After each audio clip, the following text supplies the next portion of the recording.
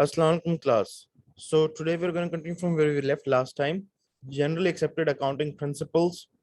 Well, these are the principles जिसकी basis के ऊपर हमारी अकाउंटिंग जितनी भी है वो सारी चलती है. बेसिकली अकाउंटिंग एंट्रीज जितनी भी हैं वो जनरली एक्सेप्टेड अकाउंटिंग प्रिंसिपल्स की बेस के ऊपर काम कर रही होती हैं. सारी की सारी अकाउंटिंग एंट्रीज इनकी बेसिस के ऊपर होती हैं. ये रूल्स हैं, ये बहुत सारे रूल्स हैं. यहाँ पर हमने सिर्फ थोड़े से भी डिस्कस किए हैं just because I am just introducing this to you and because I am not the one who is teaching accounting to you. तो बस इनको मैं टच करके आगे चलता जाऊंगा. So the first principle is entity principle या सेपरेट एंटिटी प्रिंसिपल. इसका मतलब बेसिकली ये है कि बिजनेस जो है वो एक सेपरेट एंटिटी है अपने ओनर से. बिजनेस को ओनर के साथ लिंक नहीं किया जाएगा, बिजनेस को एक सेपरेट एंटिटी के तौर पर ट्रीट किया जाएगा. इसलिए बिजनेस की सारी ट्रांजैक्शंस चाहे ओनर ने की हैं चाहे ओनर से रिलेटेड है, उनको record separately as a business entity record किया जाएगा. Then cost principle. According to this principle, an asset on the balance sheet is recorded based on its nominal or original cost when acquired by the company, rather than कि हम उसको किसी और भी चीज के ऊपर, कि हम किसी भी एसेट की कोई भी प्राइस रख सकते हैं, लेकिन हम उसको किस बेसिस के ऊपर रिकॉर्ड करेंगे, उसकी जो कॉस्ट नॉमिनल या एक्चुअल हमें पड़ी. अब इसके अंदर हम उसका डेफिनेटली फ्रेट इन, अगर कोई है कि मशीनरी हमने खरीदी, कोई एसेट खरीदा, तो उसको लाने का कोई मजदूर वगैरह लगे, उसकी फिटिंग करवाने के ऊपर खर्चे हुए, प्लम्बिंग वगैरह हुई, इलेक्ट्रिसिटी का खर्चा, वो तमाम इसके अंदर रिकॉर्ड कर लिया जाएगा. लेकिन कॉस्ट की बेसिस के ऊपर उसको रिकॉर्ड किया जाएगा, जिसकी इस पर रसीद मिलेगी आपको बेसिकली कि इतने का बिल बना के उसने दिया, फिर उसके बाद इतना हमने लेबर को पे किया, उसका बिल बनेगा और उनका टोटल करके फिर उसकी कॉस्ट के ऊपर उसको रिकॉर्ड कर दिया जाएगा. अब बिजनेस के अंदर अकाउंटिंग प्रिंसिपल्स में से सबसे इंपॉर्टेंट एक प्रिंसिपल है गोइंग कंसर्न अजम्पशन. इसका मतलब ये होता है कि business would be a going concern, और हम ये एज्यूम नहीं करेंगे कि बिजनेस अगले साल बंद हो जाएगा, क्योंकि इस केस के अंदर हमारी बहुत सारी चीजें हम नहीं कर सकते. फॉर एग्जांपल डेप्रिसिएशन हम चार्ज करते हैं. अब डेप्रिसिएशन क्या है, हम एक एसेट खरीद कर लाए जिसकी लाइफ है 10 साल. अब हम एज्यूम कर रहे हैं कि बिजनेस चलता रहेगा 10 साल तक, इसलिए हम उसकी सेल्वेज वैल्यू निकाल के बाकी सारी कॉस्ट को डिवाइड कर देते हैं 10 सालों के ऊपर. अगर हम लेट सपोज उसको इक्वली डिस्ट्रीब्यूट कर रहे हैं, तो इन दैट केस हम ये एज्यूम करें कि business is a going concern, business अगले साल ही बंद नहीं हो जाएगा. अगर अगले साल बंद हो जाएगा तो हम ये देखेंगे इस साल में कितनी वो मशीन यूज होगी, और सम टाइम्स नई मशीन शुरू के साल में ज्यादा वैल्यू लूज करती है as compared to in the end. तो इसलिए हम गोइंग कंसर्न के प्रिंसिपल के ऊपर चल रहे होते हैं. हम ये नहीं सोच रहे होते कि अगले साल हमारा बिजनेस बंद हो जाएगा, हमें उधार देना बंद कर देना चाहिए. हम यही एज्यूम करेंगे कि हम इसी तरह से आगे चलते रहेंगे. तो गोइंग कंसर्न प्रिंसिपल की बेसिस के ऊपर तमाम एंट्रीज रिकॉर्ड की जाती हैं. Then comes in the objectivity principle, a definite factual basis for assets valuation, measuring transactions objectively. An accounting principle according to which information that is supplied in a company's financial statement must be supported by actual and real evidence and should not be based on personal feelings or opinions. जैसे मैं आपको बता चुका हूँ कि cost principal के अंदर कि हम एक्चुअल रसीद देखेंगे कि किस रसीद के ऊपर ये चीज हम खरीद कर रहे हैं, तो उस रसीद की बेसिस के ऊपर एंट्री होगी. ये नहीं कि मुझे लगता है ये चीज इतने की होगी तो मैं उस बेसिस के ऊपर एंट्री कर दूं. नो, पीछे कोई एविडेंस होगा, कोई ना कोई रसीद होगी, कोई ना कोई रिटन प्रूफ होगा जिसकी बेस के ऊपर हम एंट्री कर रहे होंगे. देन स्टेबल करेंसी प्रिंसिपल, क्योंकि करेंसी जो है वो मोर और लेस फ्लक्चुएट करती रहती है और फिर इन्फ्लेशन भी होती रहती है, और इस तरह से तो इस वजह से इन्फ्लेशन का रेट चेंज होता है. तो अब हम कहें जी हमारी इतनी इन्फ्लेशन होगी तो इस हिसाब से हम इस रेट के ऊपर करेंसी को रिकॉर्ड करेंगे. नो, हम करेंसी को स्टेबल ही कंसिडर करेंगे और उसी रेट के ऊपर उसको रिकॉर्डिंग जिसके ऊपर हमारे पास पर्ची आएगी बन के. ठीक है, किस चीज का बिल बन के आएगा. पर्ची बेसिकली जब मैं कह रहा हूँ तो उसका मतलब है कि बिल किसी चीज का बन के आ रहा है. एंड एडिक्वेट डिस्क्लोजर प्रिंसिपल, इसका मतलब ये है कि हम कोई भी ऐसा सब्सिक्वेंट इवेंट है, कोई ऐसा इवेंट है, कोई law suit against the business है, कोई एसेट प्लेज हुआ है हमारा सिक्योरिटीज या कोलेटरल के तौर के ऊपर, कोई कंटिजेंट लायबिलिटीज हैं, तो इसको हम नोट्स में रिफ्लेक्ट करेंगे और बिजनेस की बैलेंस शीट बनाते हुए इसको हम क्लियरली मेंशन करेंगे कि ये हमारा एक एसेट है जिसके ऊपर हमारा कोई लॉ सूट चल रहा है, ये हमारी कोई सब्सिक्वेंट इवेंट है, ये कोई ऑफ बैलेंस शीट एसेट है, कोई चीज हमने प्लेज कराई हुई, तो हम मेंशन करेंगे क्लियर कि ये चीज हमने प्लेज कराई हुई है. हम नोट्स के अंदर ये चीज जरूर मेंशन करेंगे कि हमने ये चीज ऐसे की हो, ताकि डिस्क्लोजर प्रॉपरली हो, ताकि शेयर होल्डर्स तक तमाम बातें पहुंच जाएं. इसको हम जरा बाद में डिस्कस करेंगे. कॉर्पोरेट एथिक्स आपके लिए रियलिटी बाइट के थ्रू एक केस स्टडी दी गई थी और ये इसी कॉन्सेप्ट के सारे के समरीज हैं. Moving on to the next topic, now the basics of accounting. Accounting basically दो तरह से होती है. अब मैं क्योंकि अकाउंटिंग को टच करते हुए जाऊंगा, अकाउंटिंग के अंदर हम क्योंकि आगे इसके अकाउंटिंग से रिलेटेड चीजें करने जा रहे हैं, तो आपको बेसिक अकाउंटिंग का आइडिया होना चाहिए. You would be studying accounting, लेकिन मैं फिर भी यहाँ पर एक बेसिक अकाउंटिंग को टच जरूर कर लूंगा. तो सबसे पहली चीज single entry accounting system. Accounting में बेसिकली दो तरह के अकाउंटिंग सिस्टम होते हैं, एक सिंगल एंट्री अकाउंटिंग सिस्टम है, एक डबल एंट्री अकाउंटिंग सिस्टम है। अब सिंगल एंट्री अकाउंटिंग सिस्टम क्या है? ये वो सिस्टम है जो आपका एक आम परचून वाला, एक आम दुकानदार, एक आम रेडी वाला, एक आम छोटा बिजनेसमैन जो करता है, जिसके अंदर वो प्रॉपर अकाउंटिंग एंट्रीज मेंटेन नहीं करता। व्हाट ही डज इज कि वो अपने पास बेसिकली बस ये लिख लेता है कि जी आज सुबह मैंने जब धंधा खोला, बिजनेस खोला, अपना रेडी स्टार्ट की, या जाके माल खरीद कर लाया, कोई फ्रूट वाला है लेट्स सपोज, तो इतने का मेरे पास माल पड़ा था पुराना, और इतने का मैं आज और खरीद कर लाया हूँ, और डे एंड के ऊपर टोटल कैश मेरे पास इतना पड़ा है और इतना माल बच गया है, तो उसकी बेसिस के ऊपर वो निकाल के अपना डे एंड पे प्रॉफिट कैलकुलेट कर लेते हैं। इसी तरह से मंथ एंड पे प्रॉफिट कैलकुलेट कर सकता है, इसी तरह से थ्रू आउट वो द मंथ और द ईयर्स अपना प्रॉफिट कैलकुलेट करता है कि शुरू में इतना माल पड़ा था, इतना मैंने इस साल में और खरीदा है टोटल, और इतना मेरे पास कैश पड़ा है वो बच के एंड के ऊपर, तो फिर इसका मतलब है कि मुझे इसमें से इतना कॉस्ट निकाल दूं तो इतना मेरे पास प्रॉफिट हुआ है। लेकिन ये एक्यूरेट नहीं है, इसके साथ चीजें मुश्किल हो जाती हैं। इसलिए डबल एंट्री का अकाउंटिंग सिस्टम है, जहां पर आप हर ट्रांजैक्शन की दो एंट्रीज करते हैं। बेसिकली वन एंट्री जो एसेट साइड पे हो रही है और दूसरी एंट्री जो लायबिलिटीज या इक्विटी साइड पे हो रही है, ताकि आप हर चीज को उसका क्रेडिट देते रहें कि ये एसेट आया तो ये एसेट कहाँ से आया, आपको पता चलता है जी इक्विटी से पैसे आए थे उसकी वजह से ये एसेट आया, या हमने कर्जा लेकर ये एसेट खरीदा है, तो वो प्रॉपरली रिकॉर्ड हो जाता है। तो अब इसीलिए rules of debit and credit आपको आना जरूरी है। अब rules of debit and credit हैं कि ये बहुत आसान रूल्स हैं, बेहद सिंपल। ये इस टेबल के थ्रू आप इसको याद कर सकते हैं।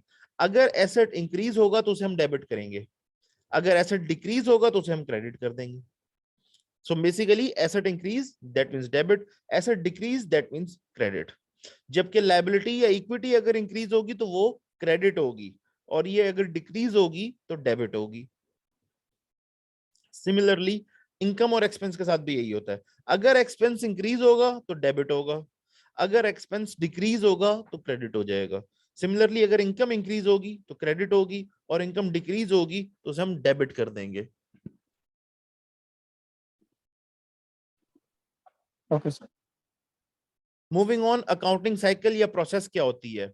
It mainly consist of recording, classifying, summarising financial transactions over an accounting period. Accounting period क्या है? एक साल यूजुअली हम अकाउंटिंग पीरियड लेते हैं। अकाउंटिंग पीरियड कुछ भी हो सकता है, अगर आप 6 महीने की स्टेटमेंट बना रहे हैं तो 6 महीने अकाउंटिंग पीरियड हो जाएगा, अगर 3 महीने की बना रहे हैं तो एक क्वार्टर हो जाएगा।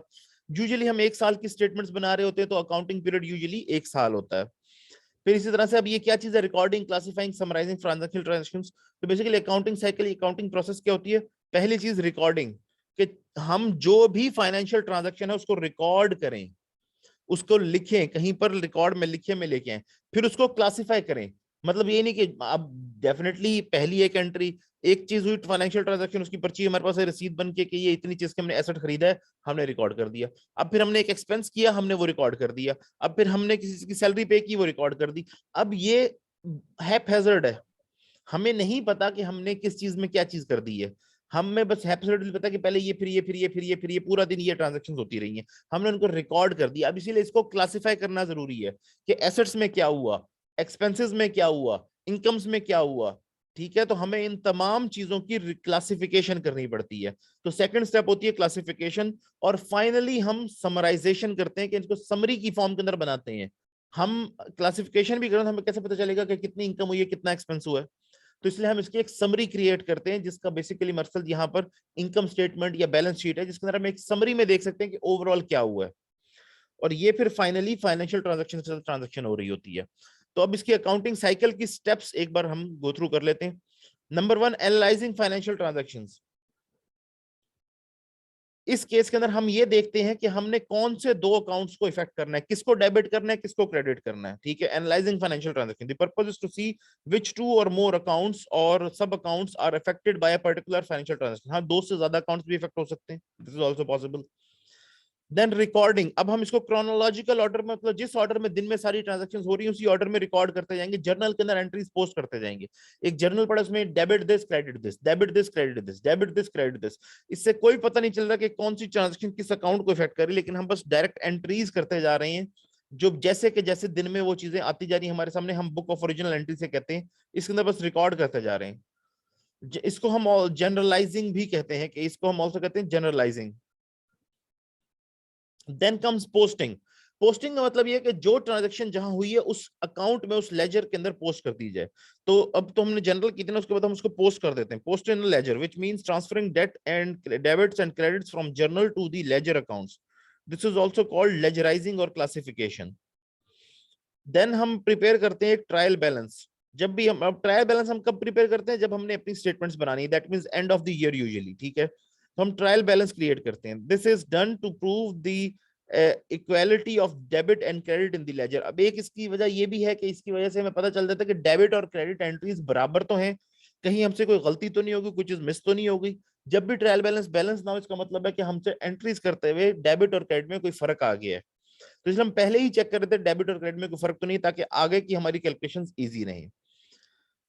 मेकिंग एडजस्टिंग, और ट्रायल बैलेंस से इजी रह जाता है कि हम इजीली बैलेंसेस उठाकर अपनी बैलेंस शीट और इनकम स्टेटमेंट में लेके जा सकते हैं। Then we make adjusting entries end of the period adjustments, because कभी कभी ट्रायल बैलेंस बैलेंस नहीं होती। अगेन उसकी रीजन होती है एडजस्टमेंट एंट्रीज, क्योंकि कहीं डेप्रिसिएशन वगैरह की चार्जिंग होनी है, कहीं पर and of the period adjustments होने वाली है, कोई बैंक में हमने कोई चेक दिया था, हमने अपने पास से वो अमाउंट काट दिया, लेकिन अभी तक बैंक में वो चेक क्लियर होने गया ही नहीं, तो फिर वो बैंक के अंदर कैश पड़ा नजर आ रहा है हमें, तो इसलिए फर्क भी आ जाता है, तो एडजस्टिंग एंट्रीज पास की जाती हैं। Then we prepare and adjusted trial balance, जो कि यूजुअली बैलेंस हो जाती है, दोनों साइड्स आपस में बैलेंस हो जाती हैं, और फिर हम इसको यूज करते हुए अपनी फाइनेंशियल स्टेटमेंट्स प्रिपेयर करते हैं।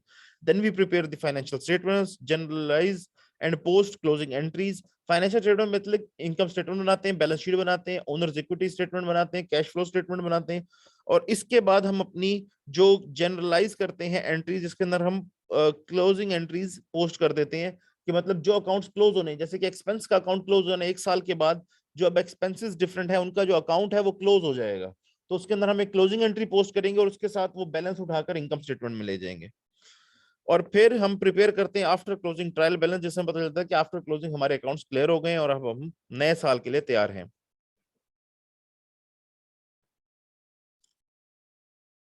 एक कंपाउंड एंट्री वो होती है जहां पर एक जनरल के अंदर एंट्री ऐसे हो रही होती है कि एक डेबिट या एक से ज्यादा डेबिट या क्रेडिट ट्रांजैक्शंस हो रही होती हैं किसी एक एंट्री के अंदर।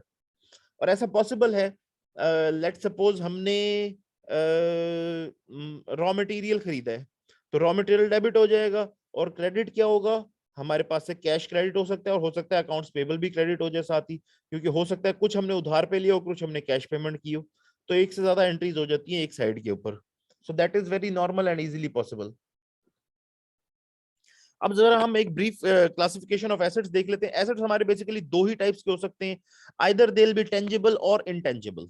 इनटेंजिबल मतलब वो जो कि फिजिकली एग्जिस्ट नहीं करते, जैसे कि गुडविल, पेटेंट, कॉपीराइट, इस तरह की कोई भी चीज हो सकती है, ट्रेडमार्क हो सकता है, तो कोई भी लोगो हो सकता है उसके अगेंस्ट, ठीक है, तो वो बेसिकली टचेबल नहीं है, टेंजिबल नहीं है, इनटेंजिबल एसेट है, लेकिन वो एक हमारा एसेट है क्योंकि उसकी वैल्यू जरूर होती है। जैसे कि एक गुडविल है हमारे बिजनेस की, दैट मीन्स कि हमारे बिजनेस का, अब फॉर एग्जांपल मैं इसके अंदर एक एग्जांपल से आपको एक गुडविल समझा देता हूँ कि इसकी वैल्यू क्यों होती है।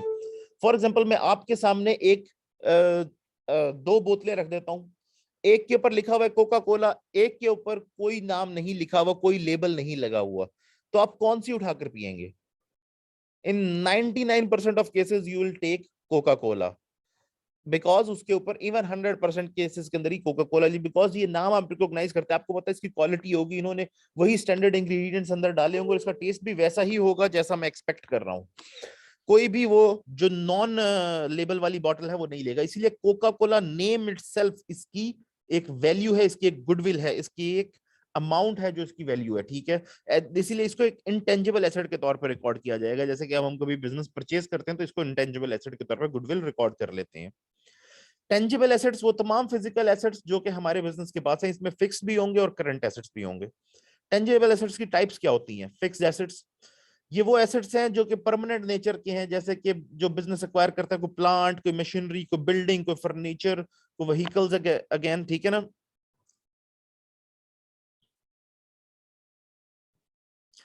तो ये हमारे तमाम फिक्स्ड एसेट्स हैं, और आम तौर पे फिक्स्ड एसेट्स वो होते हैं जिनकी डेप्रिसिएशन चार्ज कर रहे होते हैं। Then comes the long-term assets. These are the assets of the business that are receivable after 12 months of the business balance sheet date. For example, If business has invested some money for 2 years in any saving scheme or has purchased saving certificate for more than 1 year, it is a long term asset. तो ये long term asset है जो कि कई सालों के बाद अपने पैसे वापस दे रहे होंगे। बेसिकली ये कि जिस अगर आपने कोई इस तरह का टर्म डिपॉजिट सर्टिफिकेट लिए जो 3 साल का है, अब ये क्योंकि 1 साल से ज्यादा के इसलिए ये एसेट्स करंट एसेट्स का पार्ट नहीं बन सकते, लेकिन ये बेसिकली कोई ऐसा फिक्स एसेट भी नहीं है, लेकिन ये लॉन्ग टर्म एसेट हमारा जरूर है, तो इसलिए ये लॉन्ग टर्म एसेट की कैटेगरी में आ जाएगा। फिक्स एसेट्स वही जो मशीनरी इक्विपमेंट जो एसेट्स जो कि एक्चुअली परमानेंट होते हैं, जो कि बिजनेस में पड़े रहते हैं, और करंट एसेट्स वो जो कि 1 साल के अंदर अंदर अपने आप को कई बार रिप्लेस कर लेते हैं। Are the receivables that are expected to be received within 1 year of the balance sheet date.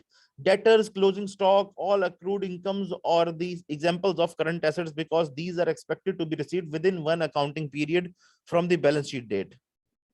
The year in which the long-term asset is expected to be received, long-term asset is transferred to the current assets in that year. ठीक है, तो जिस year में long-term asset receive होने वाला उस साल में वो करंट एसेट बन जाता है। Then is the classification of liabilities. Liabilities को हम बेसिकली दो मेजर एरियाज में क्लासिफाई करते हैं। एक है कैपिटल, ये वो फंड है जो ओनर बिजनेस के ओनर प्रोवाइड करते हैं, इसको अक्सर हम डिटेल में डिस्कस कर चुके हैं ऑलरेडी। और फिर इसके अलावा जो हमारे पास लाइबिलिटीज आती है वो है लॉन्ग टर्म और करंट लाइबिलिटीज। ठीक है, अब इसके अंदर प्रॉफिट एंड लॉस अकाउंट से कुछ कैपिटल के अलावा प्रॉफिट एंड लॉस अकाउंट से कुछ बैलेंस भी आता है जिसे हम कहते हैं प्रॉफिट या रिटेन प्रॉफिट। तो वो रिटेन प्रॉफिट जो होता है वो बेसिकली कैपिटल का हिस्सा बन जाता है। इसके अलावा इसके अंदर लाइबिलिटीज के अंदर बेसिकली लाइबिलिटीज एंड इक्विटी के सेक्शन के अंदर लॉन्ग टर्म लाइबिलिटीज हमारे पास आ जाएंगी और शॉर्ट टर्म लाइबिलिटीज जिसको हम करंट लाइबिलिटीज भी कहते हैं। लॉन्ग टर्म लाइबिलिटीज वो लाइबिलिटीज हैं जो कि 1 साल से ज्यादा अरसे के बाद हमें रिसीव होंगी। ठीक है, तो सॉरी जो हमने 1 साल से ज्यादा अरसे के बाद पे कर रही, जैसे कि बैंक से हमने लोन ले लिया, किसी थर्ड पार्टी से लोन ले लिया, और वो लोन जो था वो 2 साल 3 साल 4 साल के लिए था, तो वो क्योंकि 1 साल से ज्यादा के लिए है इसलिए वो हमारी लॉन्ग टर्म लाइबिलिटीज हैं। और इसी तरह से करंट लाइबिलिटीज जो कि हमने किसी से उधार पे माल उठाया तो ये हमारी करंट लाइबिलिटी, हमने उसको उसकी पेमेंट करनी है। अभी हमने किसी से अभी किसी के बिल की पेमेंट नहीं की तो वो भी हमारे लिए लाइबिलिटी है। सो ये हमारी करंट, लेकिन ये हमने विद इन अ मंथ या नेक्स्ट ईयर स्टार्ट होने के with in a few months payment कर देनी है। ये विद इन अ ईयर ये पेमेंट क्योंकि हो जानी है इसीलिए ये करंट लाइबिलिटी है। सर ये करंट लायबिलिटी 1 साल के अंदर भरना लाजमी है? नहीं, करंट लाइबिलिटी होगी ही वो जो 1 साल के अंदर अंदर रीपे होनी है। मैं आपको समझाता हूँ, अगर हमने किसी से उधार लिया 3 महीने के लिए कि भाई ये 3 महीने के उधार के ऊपर ना हमें रॉ मटेरियल सप्लाई कर दो, हमने रॉ मटेरियल लिया किसी सप्लायर से और कहा यार 3 महीने में हम इसकी पेमेंट कर देंगे तुम्हें।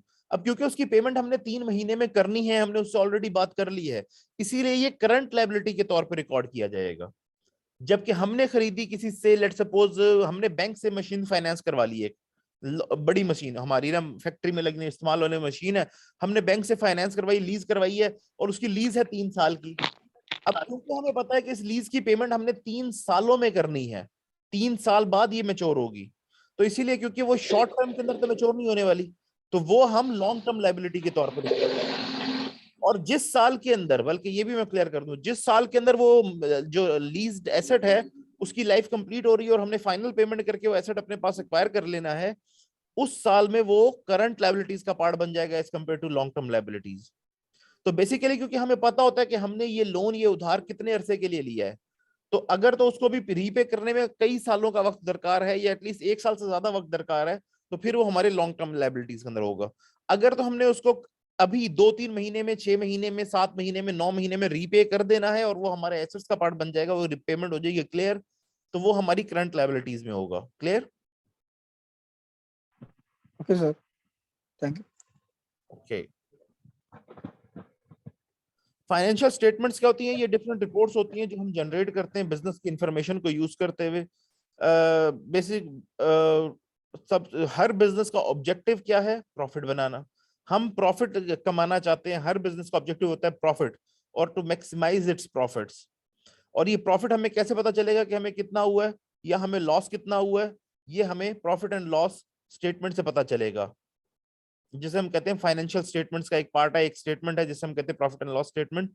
तो हमें, या इनकम स्टेटमेंट जिसे हम कहते हैं, तो इससे हमें पता चलता है कि हमें कितना प्रॉफिट एंड लॉस हुआ। तो ये फाइनेंशियल स्टेटमेंट्स बनाना इसलिए जरूरी है बिकॉज हमें अगर अपना प्रॉफिट देखना है तो भी हमें इससे पता चलेगा। हमें अगर एंड ऑफ ईयर अपना ये देखना है कि अकाउंटिंग पूरी प्रोसेस क्या हुई और कितने एसेट्स बच गए, कितने एसेट्स हमारे पास हैं, तो वो भी हमें एक फाइनेंशियल स्टेटमेंट बैलेंस शीट से पता चलेगा।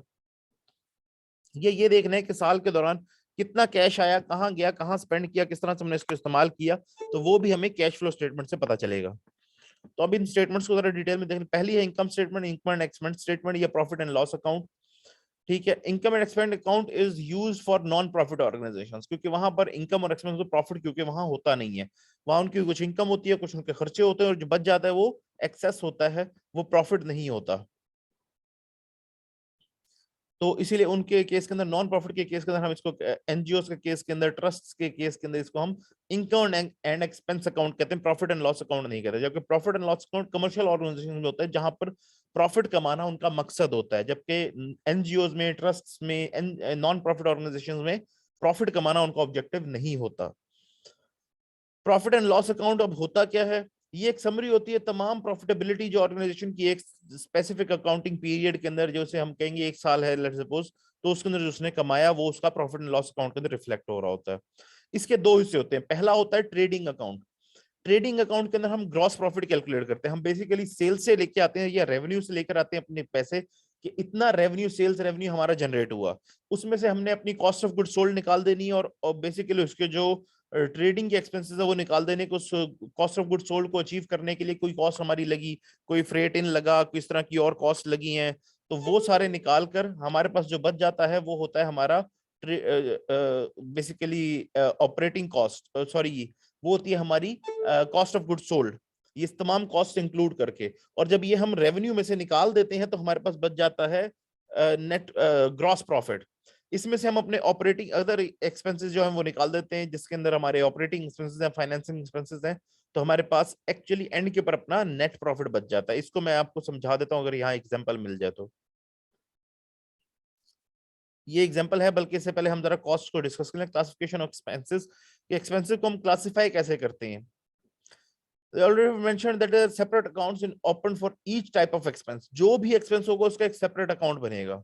ठीक है, लार्ज बिजनेस कंसर्न के अंदर हंड्रेड्स ऑफ अकाउंट हो सकते हैं एक्सपेंस के। ठीक है, और फिर इनको सम अप कर लिया जाता है। कॉमनली यूज ग्रुपिंग जो होती है इसकी, वो होती है कॉस्ट ऑफ गुड सोल्ड। पहली जो कॉस्ट होती है हमारी वो कॉस्ट ऑफ गुड सोल्ड होगी, जिसको निकालने के बाद हमारे पास ग्रॉस प्रॉफिट बच जाता है और ट्रेडिंग अकाउंट यहाँ पर खत्म हो जाता है। फिर आता है profit and loss account. Profit and loss account में जो ट्रेडिंग अकाउंट के अंदर ग्रॉस प्रॉफिट कैलकुलेट किया था उसमें से हम administrative expensive, sorry, administrative expenses, selling expenses और फाइनेंसिंग एक्सपेंसेस या फाइनेंशियल एक्सपेंसेस माइनस कर देते हैं, तो हमारे पास नेट प्रॉफिट आ जाता है। अब कॉस्ट ऑफ गुड सोल्ड क्या चीज है। कॉस्ट ऑफ गुड सोल्ड वो कॉस्ट है जिसके ऊपर जो आपकी इंकर हुई है उस प्रोडक्ट को बनाने के ऊपर जिसे आपने बेचा है। ठीक है, तो प्रोडक्ट बनाने के ऊपर जितनी कॉस्ट आई या उसको सेलेबल कंडीशन में लाने पर जितनी कॉस्ट आई, आप चाहे कहीं से, लेट सपोज आपका एक किराने की दुकान है और आप कहीं से एक बोरी चावलों की खरीद कर लाते हैं। अब आप दुकान पर तो उसको छोटा करके बेचते हैं ना, पैकेट्स बनाकर, किलो, 2 किलो, 4 किलो, 5 किलो के पैकेट बनाकर। ठीक है, तो आप लाए, आपने उसके फिर पैकेट बनाए, उसके पैकेट बनाने के लिए आपने एक मजदूर रखा तो उसको कुछ सैलरी पे की, उसके अलावा उसके पैकिंग की कॉस्ट आई कोई आपकी, उसकी लेबलिंग की कोई कॉस्ट आई, कोई बिजली वगैरह लगी, वो जो स्केल था जिसके ऊपर मैयर कर रहे थे, तो वो तमाम कॉस्ट उसके अंदर इंक्लूड करके, कोई फ्रेट लगा थोड़ा बहुत लाने ले जाने का तो वो इंक्लूड करके, क्योंकि आप जब बोरी खरीद कर लाए थे तो यहाँ दुकान तक लाने के बाद आपका खर्चा हुआ ना बोरी खरीद कर लेके आने का, तो वो खर्चा भी उसके अंदर आपने इंक्लूड किया, और वो तमाम कॉस्ट लगाकर अब आपका प्रोडक्ट जो है जो आपने बेचा वो कितने का बन गया, वो आपकी कॉस्ट ऑफ गुड्स सोल्ड है। Cost of goods sold is the cost incurred in purchasing of manufacturing or manufacturing the product, while which an organization is selling, plus any other expenses incurred in buying the product in sellable condition, in bringing the product in sellable condition. Cost of goods sold contains the following heads of account: purchase of raw material, जो raw material हमने खरीदा, wages paid to employees for manufacturing of the goods, को manufacturing या उसके ऊपर working की उसके लिए जो वेजेस पे की गई हैं, एनी टैक्सेस और freight in paid on the purchase, कोई टैक्स आपने खरीदने हुए परचेज किया था, सॉरी पे किया था, या फिर अब लाने के ऊपर कोई आपको टैक्स पड़ गया या कोई फ्रेट आपको पड़ गया, वहां से यहाँ तक खरीद के लाए, एक रिक्शा करवाया तो 200 रुपए रिक्शे वाले को दिए, तो वो भी आपकी कॉस्ट बन गई है। तो कोई भी एक्सपेंस जो उसकी ट्रांसपोर्टेशन के ऊपर, कैरेज के ऊपर पड़ा है, वो भी आपका एक्सपेंसेस के अंदर इंक्लूड हो जाएगा। तो वो तमाम इंक्लूड करके आपकी कॉस्ट ऑफ गुड्स सोल्ड बनेंगे। ये निकाल देंगे जब आप सेल्स रेवेन्यू में से, कि मतलब आपने जितने का सेल किया, तो लेट सपोज आपको ये तमाम कॉस्ट लगाकर आपका जो एक बोरी थी चावलों की वो पड़ी 50,000 की, जबकि आपने यही बोरी चावलों की आगे जो छोटे पैकेट बनाकर सेल की तो 70,000 में बेची, तो 70 में से 50,000 निकाल देंगे तो 20,000 आपका ग्रॉस प्रॉफिट हो जाएगा।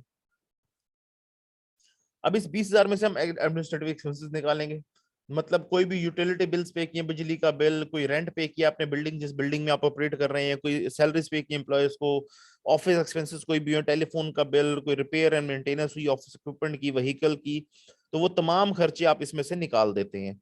इसके बाद आप इसमें से ये तमाम खर्चे एडमिनिस्ट्रेटिव एक्सपेंसेस, फिर होते हैं सेलिंग एक्सपेंसेस। सेलिंग एक्सपेंसेस के अंदर कोई आपको ट्रांसपोर्ट या कैरेज ऑफ गुड्स देनी पड़ी, कि लोगों तक जाकर आपने माल पहुंचाया भी, ठीक है, आप डिलीवरी सर्विस भी देते हैं, आप जाकर घर तक पहुंचाते हैं, तो वो कॉस्ट भी पड़ गई। फिर कोई टैक्स या फ्रेट आपने पे किया है उसके ऊपर।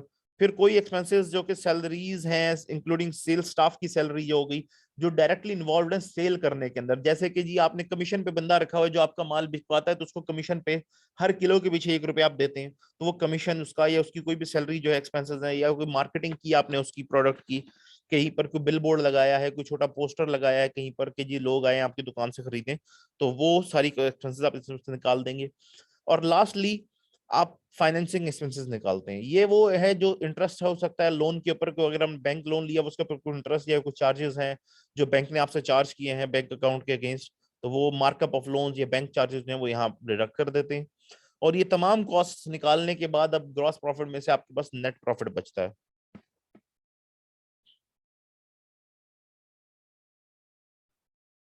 एक रिसिप्ट और पेमेंट अकाउंट होता है जो बेसिकली समराइज्ड करता है रिकॉर्ड को, एक्चुअल कैश रिसिप्ट्स और एक्चुअल कैश पेमेंट्स का हिसाब रखता है, ठीक है। रिसिप्ट्स और पेमेंट्स और प्रॉफिट एंड लॉस में फर्क होता है। रिसिप्ट मतलब कैश कितना रिसीव और कैश कितना पे किया, एज कम्पेयर टू के प्रॉफिट एंड लॉस के अंदर कैश से ताल्लुक नहीं होता, बेसिकली एक्चुअल सेल्स रेवेन्यू के अंदर अक्रूड जो होते हैं आपके वो एक्सपेंसेस भी होते हैं, क्योंकि आपने कुछ चीजें उधार पर भी बेची होंगी, कुछ चीजें उधार पर खरीदी भी होंगी, और इसके अलावा आपकी डेप्रिसिएशन चार्ज होती है, तो वो कैश में तो नहीं होती, लेकिन प्रॉफिट एंड लॉस अकाउंट के अंदर डेप्रिसिएशन चार्ज करना जरूरी है, ताकि आप वो मशीन जो है उसकी जो कॉस्ट लग गई उस साल के अंदर उसको चार्ज जरूर कर लें। तो इसलिए वो अब कैश फॉर्म में तो नहीं है, लेकिन वो एक एक्सपेंस जरूर है, तो इसलिए profit and loss account receipt and payment account से डिफरेंट होगा। एक और चीज यहाँ पर जो चीज आपको नोट कर लेनी चाहिए, एक्सपेंडिचर और एक्सपेंस में क्या फर्क है। एक्सपेंडिचर कोई भी ऐसी कॉस्ट हो सकती है जिसका बेनिफिट आपने एक साल, एक अकाउंटिंग पीरियड या उससे ज्यादा के लिए, एक अकाउंटिंग पीरियड से ज्यादा के लिए यूज करना है, ठीक है। फॉर एग्जाम्पल आपने बिल्डिंग किराए पर ली, तो आपने एडवांस में 2 साल का रेंट दे दिया। अब ये 2 साल का रेंट पहले साल के एंड के ऊपर एक्सपेंस बन के यूज तो नहीं हो जाएगा। ये 2 साल का रेंट है, पहले साल के एंड के ऊपर लेट सपोज रेंट आपने पे कर दिया 2 लाख। अब 1 लाख पहले साल का रेंट है और 1 लाख दूसरे साल का रेंट है, तो पहले साल के एंड पे 1 लाख का जो रेंट है वो आपका रेंट एक्सपेंस बन जाएगा और यूज हो जाएगा और अकाउंट इनकम स्टेटमेंट में खर्च हो जाएगा। जबकि 1 लाख का एक्सपेंडिचर जो होगा वो आपका एक्सपेंडिचर है, वो आपके इनकम स्टेटमेंट के सॉरी बैलेंस शीट के अंदर एज प्रीपेड रेंट एसेट बन के स्टोर हो जाएगा, क्योंकि आपने पहले से पे किया और ये इसका फायदा भी आपने अगले साल में उठाना है। तो एक्सपेंडिचर वो होता है जो इसका बेनिफिट आप एक साल से ओवर के टाइम पीरियड के अंदर, एक अकाउंटिंग पीरियड से ज्यादा, ओवर 2 और मोर अकाउंटिंग पीरियड है जिसका आप बेनिफिट उठाएंगे, या एक अकाउंटिंग पीरियड से ज्यादा उठाएंगे। जबकि एक्सपेंस वो होता है जो एक अकाउंटिंग पीरियड के अंदर यूज हो गया है उसमें से, वो आपका एक्सपेंस होता है। तो एक्सपेंडिचर जो एक अकाउंटिंग पीरियड में यूज हो गया है, that is your expense.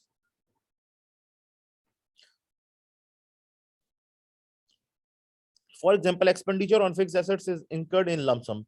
Then these are prepaid cost, insurance, prepaid rent for more than 1 year accounting period. It may be noted that expenditure on advertisements, employees training, or directly charged to expenses because of, in those cases, the number of accounting period over which revenue is likely to be produced or incurred because of these are not readily estimated, तो वो उस time में expense के अंदर हम calculate कर देते हैं।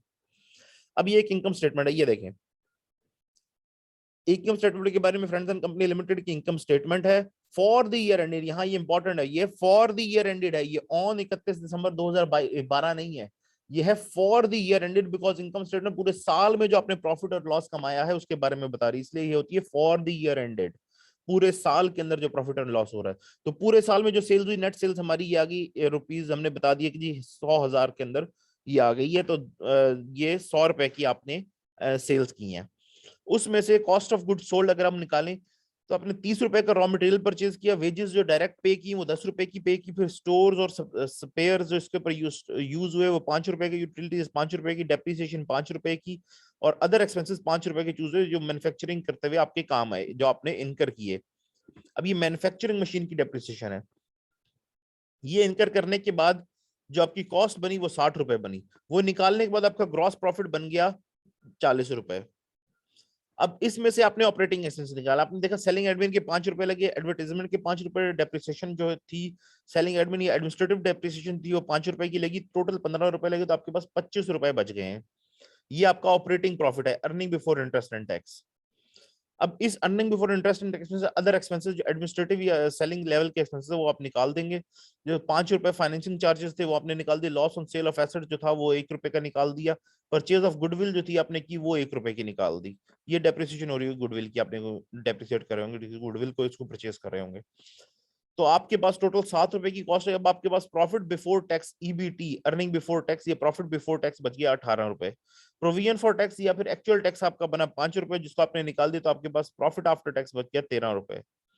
इसमें से आपने देखना है कोई और इनकम तो नहीं अर्न की थी, पता चला कि हमने एक इन्वेस्टमेंट की थी उसके अंदर हमें फायदा हुआ, तो वो 7 रुपए भी हमने इसमें ऐड कर दिए, तो हमारा प्रॉफिट वो गया, नेट प्रॉफिट हो गया 20 रुपए। अब इसमें से हमने 5 रुपए डिविडेंड पे कर दिए और बाकी 15 रुपए रिटर्न के तौर के ऊपर शेयर होल्डर की इक्विटी के अंदर ऐड कर दिए गए हैं। स्पेशल आइटम ऐसे आइटम होते हैं जो वन टाइम आइटम होते हैं, जो कभी रिकवर करनी होते हैं फ्यूचर के अंदर, बिजनेस के अंदर, ये सेपरेटली डिस्क्लोज किए जाते हैं इनकम स्टेटमेंट के अंदर। ठीक है, अब ओनर्स इक्विटी स्टेटमेंट हमने बनाई, ओपनिंग बैलेंस था 110 रुपए ओनर्स इक्विटी थी हमारे पास ओपनिंग, न्यू नेट प्रॉफिट हमारा ऐड हुआ 20 रुपए और हमने डिविडेंड पे कर दिए 5 रुपए का, तो बच गया 125 रुपए का हमारे पास क्लोजिंग इक्विटी।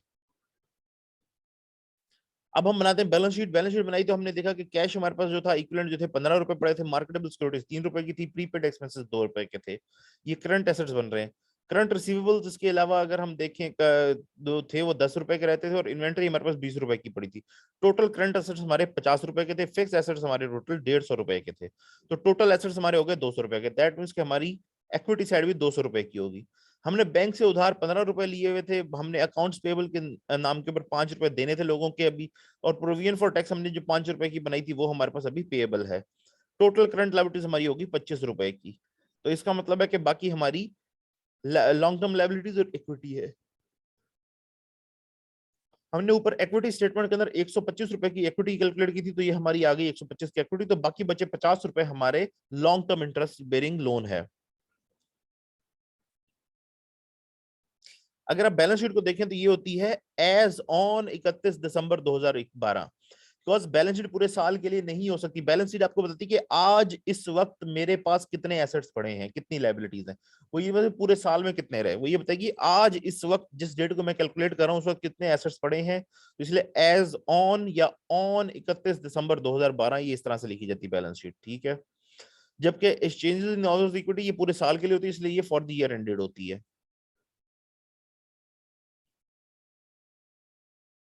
ये देखें यहाँ पर भी रिपोर्ट फॉर्म में लिखा हुआ है कि बैलेंस शीट जब लिखेंगे इसके बाद लिखेंगे as on end of an accounting period के किस पीरियड के अंदर एंड हो रही है वहां पर लिखा जाएगा। पहले करंट एसेट्स फिर फिक्स एसेट्स, इसका टोटल करिए जाएगा। लायबिलिटीज के अंदर करंट लायबिलिटीज फिर फिक्स्ड लॉन्ग टर्म लायबिलिटीज और फिर ओनर्स इक्विटी या स्टॉक पे लिखे इसको टोटल कर दिया जाता है। इसके दो तरीके हैं, ये ऊपर वाला तरीका है इस तरह से भी बनाई जा सकती है दो अलग अलग हिस्सों में, या ये सिंगल वर्टिकल फॉर्मेट, ये हॉरिजॉन्टल फॉर्मेट है, ये ऊपर जो मैंने आपको दिखाया ये वर्टिकल फॉर्मेट है। इन दोनों किसी भी तरीके में बनाई जा सकती है ये। अभी अकाउंटिंग हम कंटिन्यू कर रहे हैं, तो basic of accounting this balance sheet. कि बैलेंस शीट होती क्या है, बैलेंस शीट मैं आपको ऑलरेडी डिस्कस करूंगा, assets is equal to liabilities plus share holders equity, ये आप देख सकते हैं। टोटल एसेट्स यहाँ पर, टोटल लायबिलिटीज और इक्विटी यहाँ पर, करंट एसेट्स और करंट लायबिलिटीज यहाँ पर, फिक्स्ड एसेट्स के अंदर टेंजिबल इंटेंजिबल दोनों शामिल हैं, और यहाँ पर लॉन्ग टर्म डेट और शेयर होल्डर्स इक्विटी।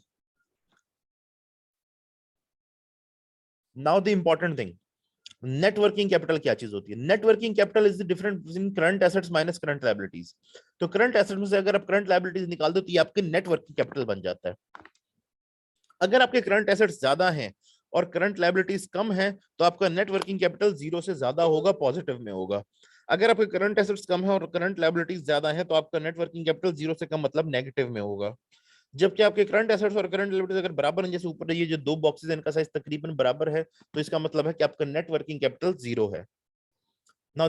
यहाँ आपको इस एग्जांपल से ये बात अच्छे से समझ आ जाएगी।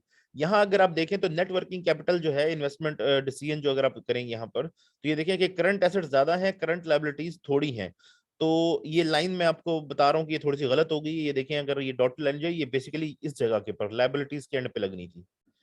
तो ये बेसिकली क्योंकि डायग्राम है ये मूव हो गई है और करंट एसेट्स के एंड के पर लगनी थी यहाँ पर। तो ये जो दोनों के दरमियान का डिफरेंस आता है ये आपका नेट वर्किंग कैपिटल है।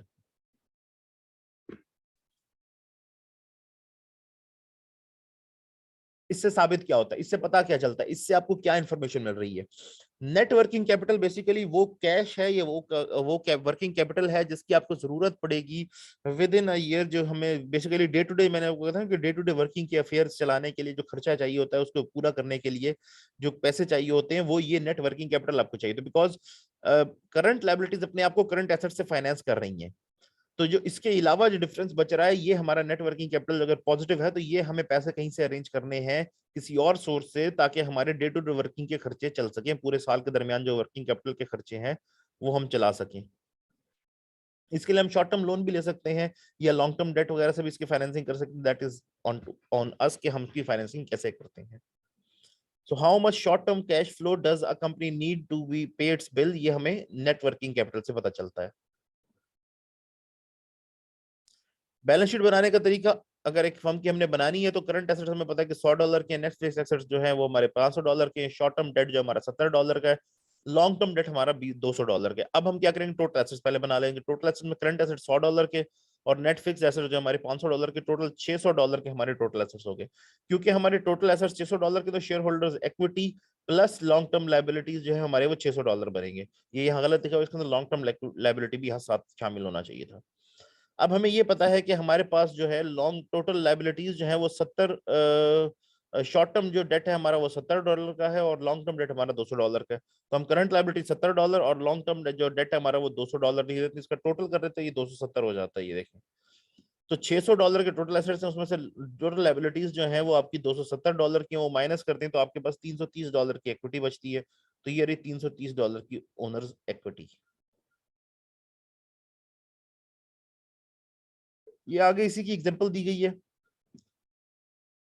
अब फिर बैलेंस शीट के ऊपर जो डिफरेंट एनालिसिस होते हैं वो दिए गए हैं कि अकाउंटिंग लिक्विडिटी देखी जाती है, डेट वर्सेस इक्विटी देखा जाता है, वैल्यू वर्सेस कॉस्ट देखी जाती है कि वैल्यू क्या मार्केट में और कॉस्ट क्या थी इसकी चीज की, एसेट की।